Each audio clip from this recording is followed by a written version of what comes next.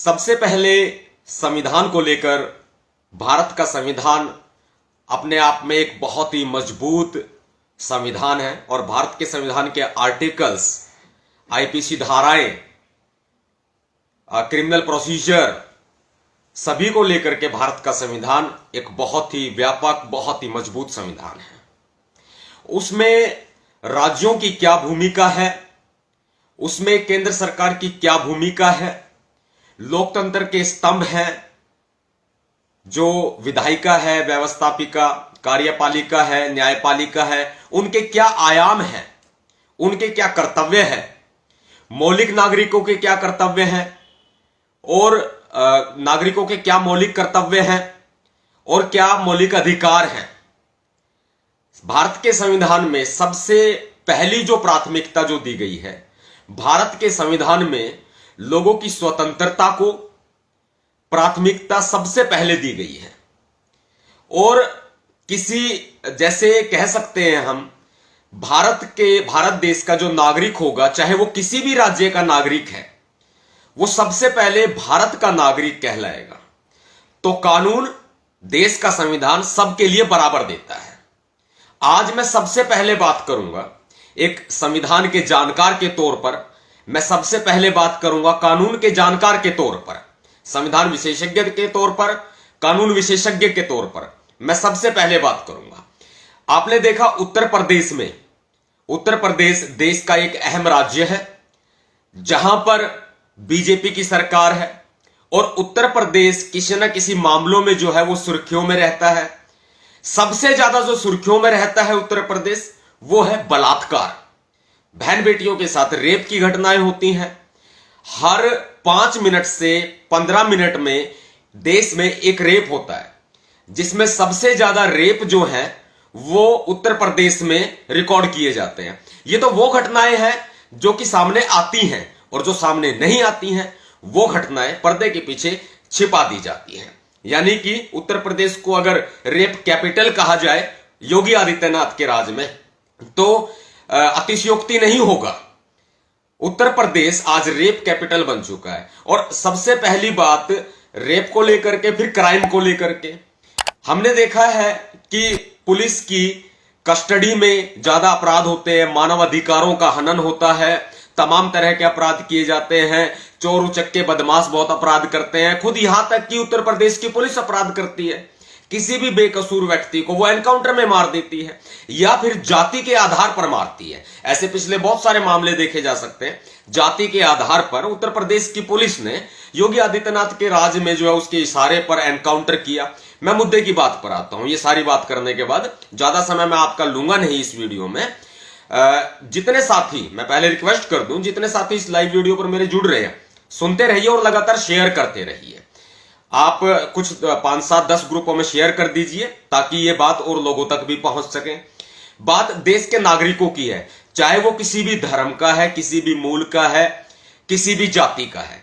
बात देश के नागरिकों की है। जब देश का संविधान अपने आप में परिपक्व है, एक मसौदा है, एक पूर्णतः एक ग्रंथ है, जिसमें हर एक कानून की हर एक अनुच्छेद में पूरा व्यापक प्रावधान है और पूरे तरह से सक्षम है न्याय देने में।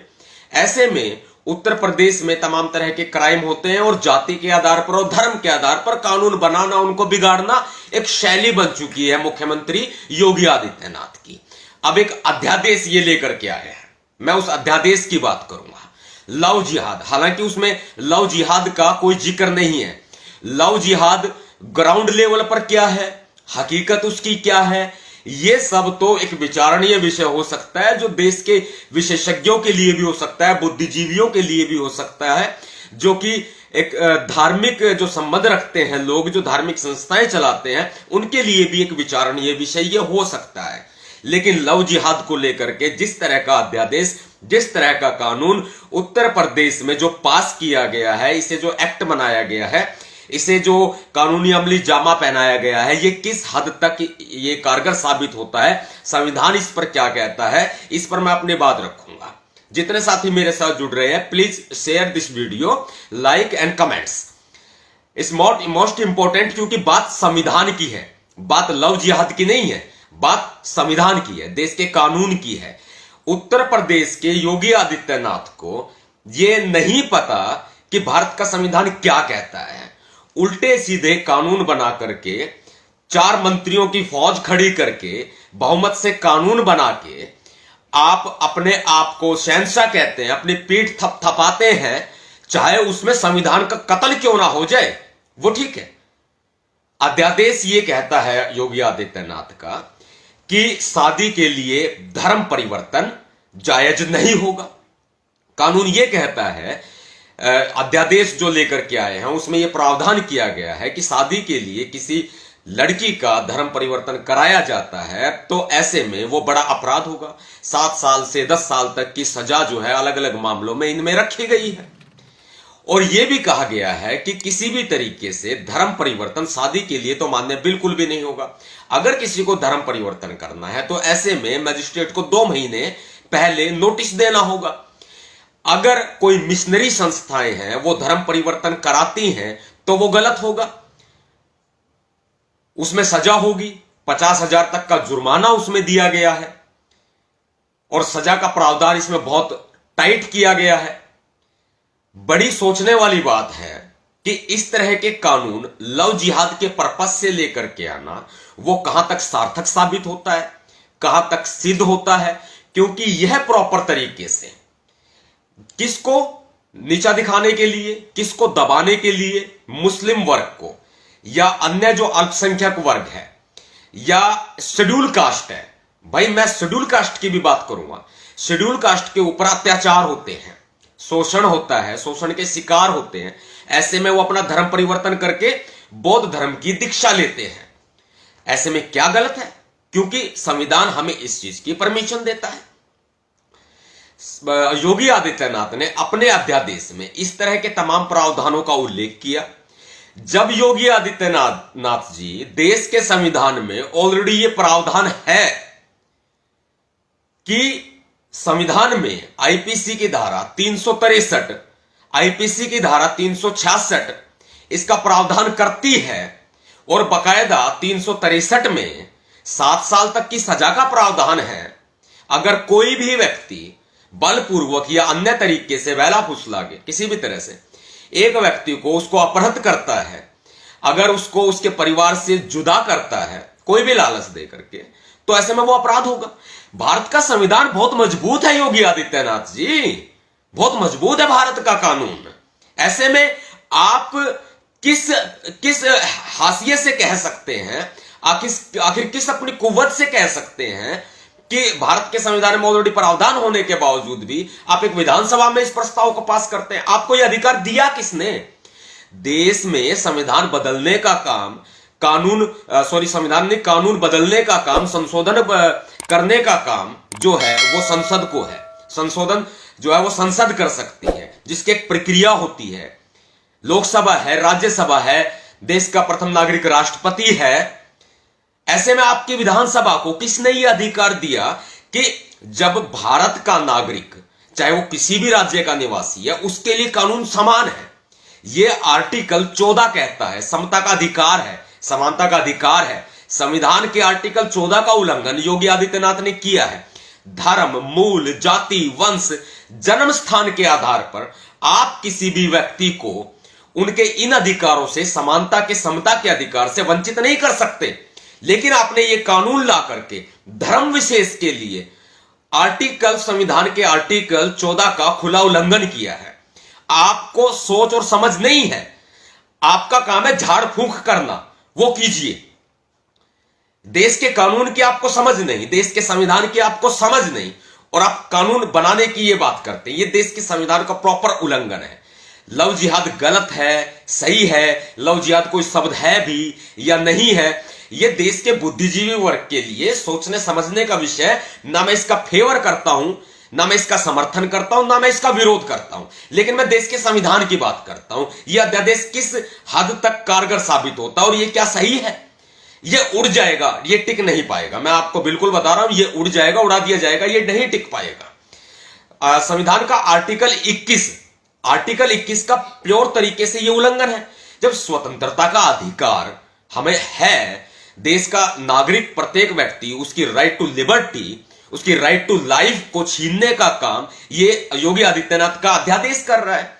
योगी आदित्यनाथ ने पूरे तरह से देश के कानून को, देश के संविधान को ताक पे रख के ये अध्यादेश वो लेकर के आए हैं, जो टिक नहीं पाएगा, जो चल नहीं पाएगा, क्योंकि ये अगेंस्ट लॉ है, ये अगेंस्ट कॉन्स्टिट्यूशन है, ये चल नहीं पाएगा, ये टिक नहीं पाएगा। मैं पहले इस बात को मैं आपको बता दूं कि आईपीसी की धारा 366 जो है, 366 बाकायदा प्रावधान करती है विवाह के लिए, चाहे वो किसी भी धर्म का है, हिंदू है, मुसलमान है, क्रिश्चियन है, बौद्ध है, किसी भी जाति का, शेड्यूल कास्ट है, जर्नल है, ओबीसी है, आदिवासी है, किसी भी वो जाति का है, किसी की भी लड़की को, या सेम कास्ट की, या सेम धर्म की, या किसी अन्य धर्म की या अन्य जाति की लड़की को, उसको बहला फुसला करके उसको ले जाता है, उसको अपहृत करता है, उसको अपने परिवार से जुदा करता है, उसे अलग करता है, या उसको छल कपट से उसके साथ शादी करता है, प्रलोभन देकर के शादी करता है, 420 करके शादी करता है। और इसके अलावा अगर बाय द वे वो जो अपना नाम छिपा करके, अपना नाम है उसका कोई और नाम और अपना नाम लड़की के सामने कोई और बताता है, ऐसे में वो छल कपट से शादी करता है। 366 है भाई, 10 साल की सजा का प्रावधान है, बहुत कठोर से कठोर सजा हो सकती है, जुर्माना भी है। तो ऐसे में ये अध्यादेश ये कहां तक किस कारगर साबित होता है, आप मुझे बताइए।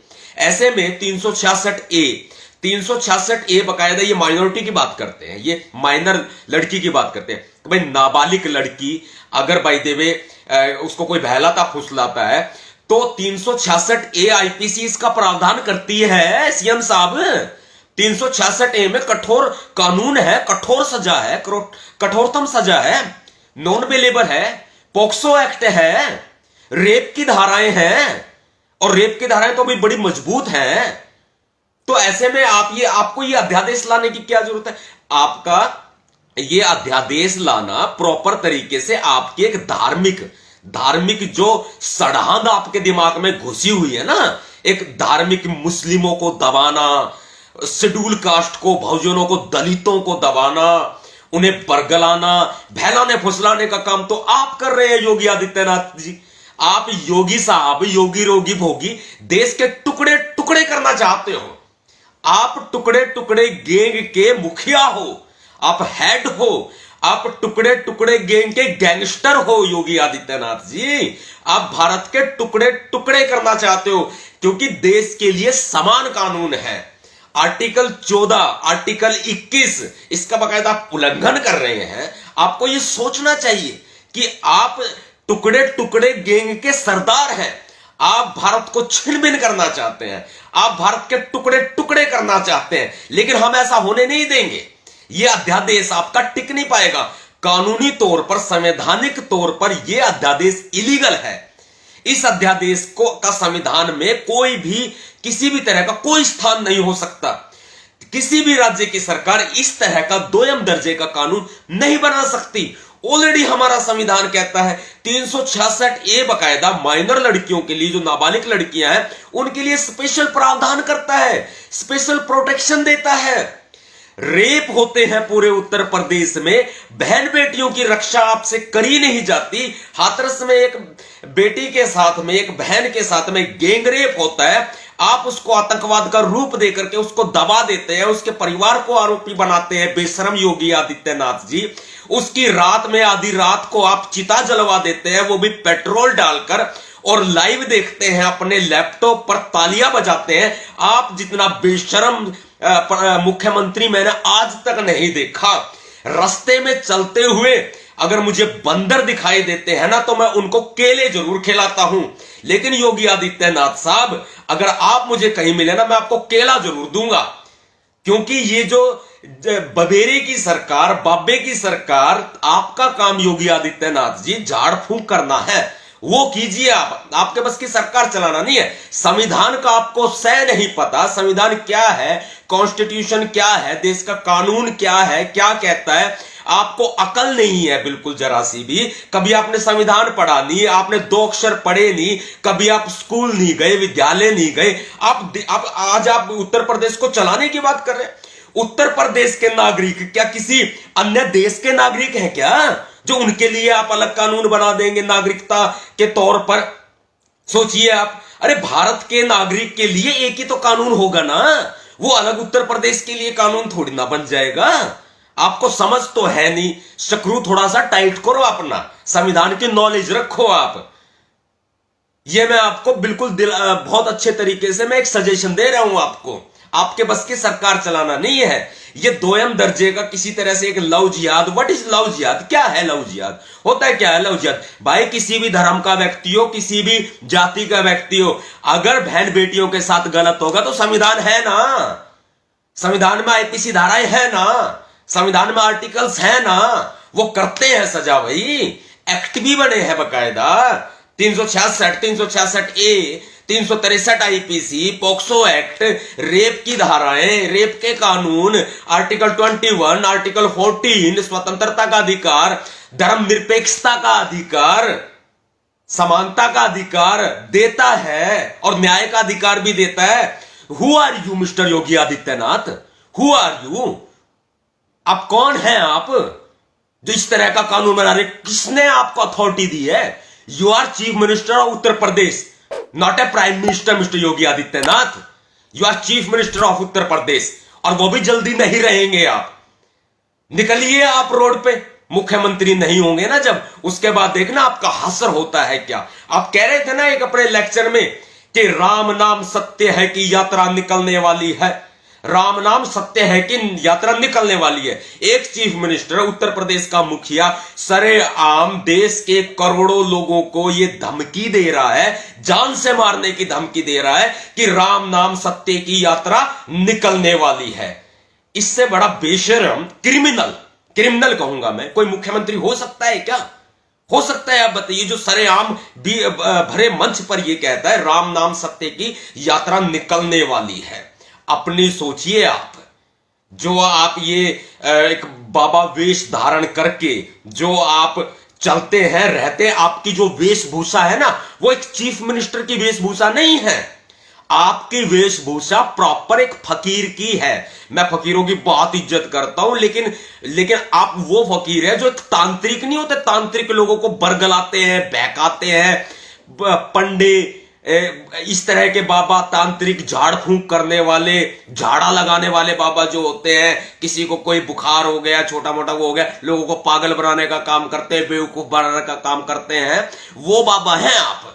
एक बिल्कुल थर्ड क्वालिटी लोगों को पागल बनाने वाले बाबा, वो हैं आप। आपको नहीं है नॉलेज संविधान की, आपको नहीं है नॉलेज देश के कानून की, आपको नॉलेज नहीं है। आप पढ़िए थोड़ा सा। मेरा सजेशन है, विद्यालय तो आप गए नहीं, आपके बहन नहीं, आपके बेटी नहीं, आपके कुछ नहीं है, आपके बीवी भी नहीं है, आप क्या जानेंगे बहन बेटियों का दर्द? अरे बलात्कार होते हैं पूरे उत्तर प्रदेश में नाबालिगों के साथ, सर हम उनके एफआईआर भी नहीं लिखी जाती। बेशरम योगी आदित्यनाथ जी, अब बेशरम व्यक्ति, बेशरम इंसान, आप ये अध्यादेश ला करके, अरे अच्छा होगा उन बहन बेटियों की सुरक्षा के लिए कोई उपाय करो आप। हर एक वर्ग की बहन बेटियों की सुरक्षाओं के लिए उपाय करो आप। एक बवंडर ये मीडिया फैलाएगा अब कि हाँ नहीं, अब उनकी खैर नहीं, जो लव जिहाद करते हैं, ये करते हैं, जो तुम्हारे फुप्पा रेप करते हैं, उन्हें दामाद बना के तुम बैठाते हो, उनकी सुरक्षा करते हो, पुलिस एफआईआर नहीं लिखती है, वो बहन बेटी किसी की बहन बेटी ही नहीं।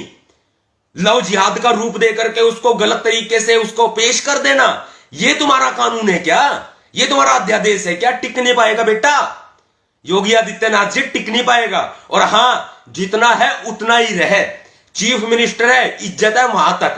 एक बाबा, एक बबेरा, एक तांत्रिक, एक झाड़ फूंक करने वाला भी तेरे से कहीं ज्यादा अच्छा होता है। तू है क्या चीज योगी आदित्यनाथ? तू चीज क्या है? तू अपने आप को क्या समझता है? एक बंदर भी तुझसे अच्छा है। मैं इस बात को कहता हूं, देश के कानून की तुझे नॉलेज नहीं, बात करता है तू बड़ी बड़ी। संविधान में इस तरह का अध्यादेश बिल्कुल टिकने वाला नहीं है, मैं आपको बता देता हूं। ये अगेंस्ट लॉ है, अगेंस्ट इंडिया है, against our country, against our constitution. संविधान के खिलाफ है यह अध्यादेश पूरे तरह से। लव जिहाद है या नहीं है, कैसा है, मैं इस पर नहीं जाना चाहता। ना मैं इसका समर्थन करता लव जिहाद का, और ना ही मैं इसका विरोध करता। मैं प्रॉपर तरीके से मैं देश के संविधान की बात कर रहा हूं कि योगी आदित्यनाथ जो कर रहे हैं, संविधान का गला घोट रहे हैं। वो एक विधान, आपकी विधानसभा को किसने राइट दे दिया देश के संविधान के खिलाफ कानून बनाने का? Who are you Mister Yogi Adityanath? आप हैं कौन? किस खेत की मूली हैं आप? बेटा आपको केला जरूर दूंगा, अगर कहीं मिला ना मुझे तो मैं केला जरूर दूंगा तुझे। साथियों, इतना ही मुझे कहना था, अपनी बात रखनी थी, क्योंकि ये देश में जो ये अध्यादेश ये जो उत्तर प्रदेश में लाया गया है, ये देश के लिए पूरे तरीके से ये गलत है, देश के संविधान के खिलाफ है।